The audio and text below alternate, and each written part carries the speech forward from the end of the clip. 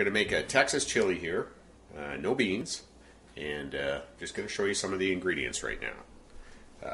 Right now we have some peppers, and there's jalapenos. There's 2 jalapenos, piths removed, seeds removed, and a couple of serrano chilies here. White onion, which this white onion, if you look over here, we've pureed a couple of those, and some garlic, and some bacon.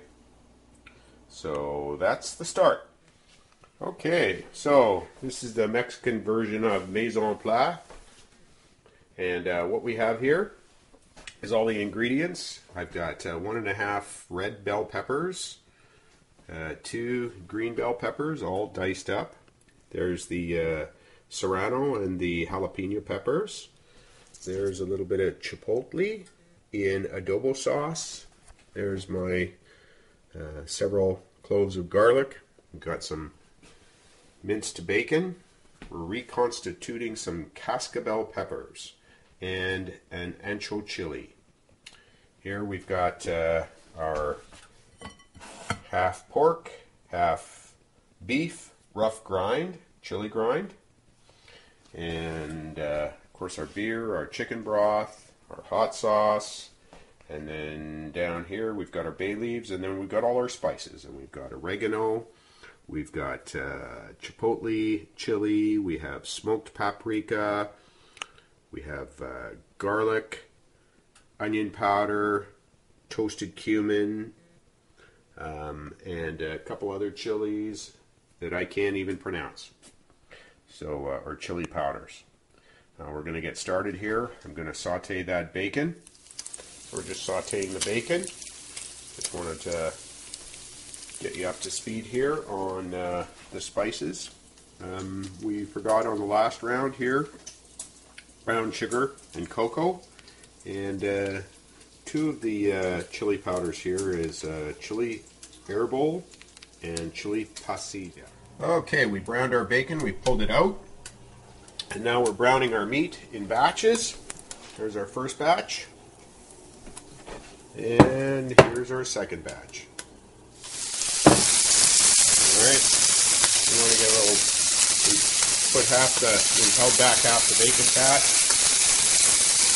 put that in there, heat it up again so we can get a nice brown on the meat. That pork meat really helps with the browning because, of course, there's a lot more fat in the pork than there is in the beef. So it keeps the pan nice and moist. We're going to just season this with some nice kosher salt and some fresh ground black pepper. Now, I haven't seen any black pepper recipes or any recipes, Mexican recipes, chili recipes that is, with black pepper. But I put black pepper in just about everything, except maybe for my orange one. So, oh yeah, we're getting a nice little brown. Okay, broken up the meat here so it'll brown individually and not in clumps, but leaving a little. You notice we're not crowding the pan. We're leaving a little bit of space here so that we don't get a bunch of moisture and steaming the meat rather than brown. Adding our vegetables.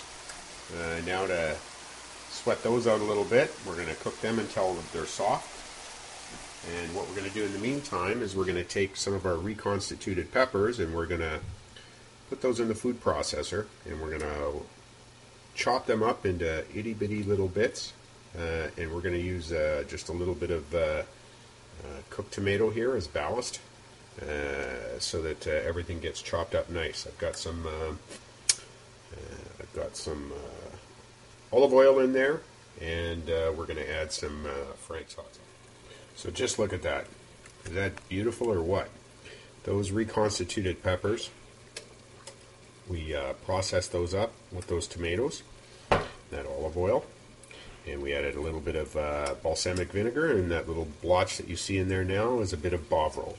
Just some beef base, just about a tablespoon. A little more umami for the chili. Okay, so look at that. Oh man, that's starting to look good. But it doesn't look anything like chili. Looks just like meat and vegetables. What we're going to do now is we're going to take this beautiful plate of spices that we prepared.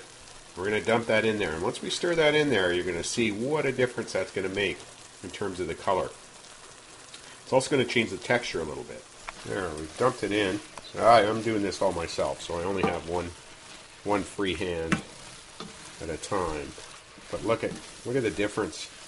Look at the color of that now. It's really starting to darken up. And wow, you wouldn't believe the smell here. Oh, that chili powder. You get that, all those different types of chili powders in there. And the aroma coming off that is just phenomenal. And of course, it's really starting to look like chili.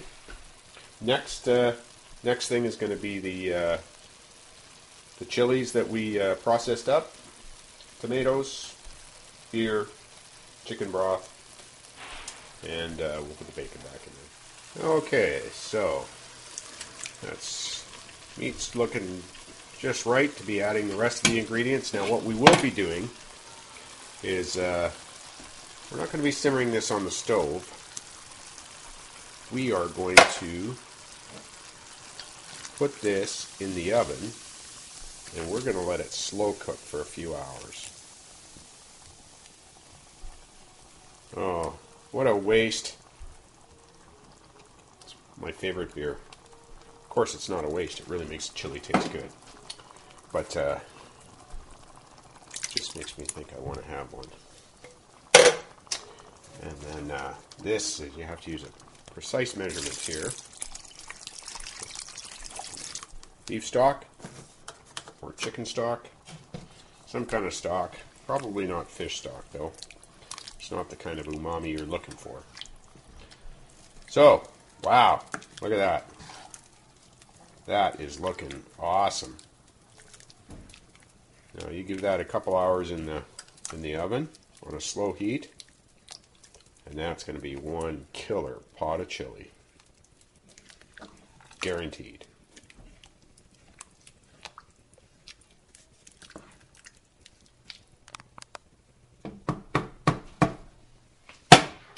Okay, this is just about coming to a boil. We're going to just get it heated up. Don't forget to add your bay leaves. Got 3 bay leaves there. And one thing I neglected to add back when we were watching it earlier was the minced chipotle in adobo sauce. So we've got that in there now. I've had a taste of this and it's just fabulous. Okay, here we are a couple hours later. It's dark outside now.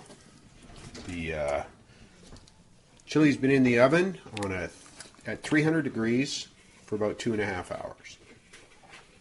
And it looks absolutely fabulous. The color, it's all darkened up. It smells amazing.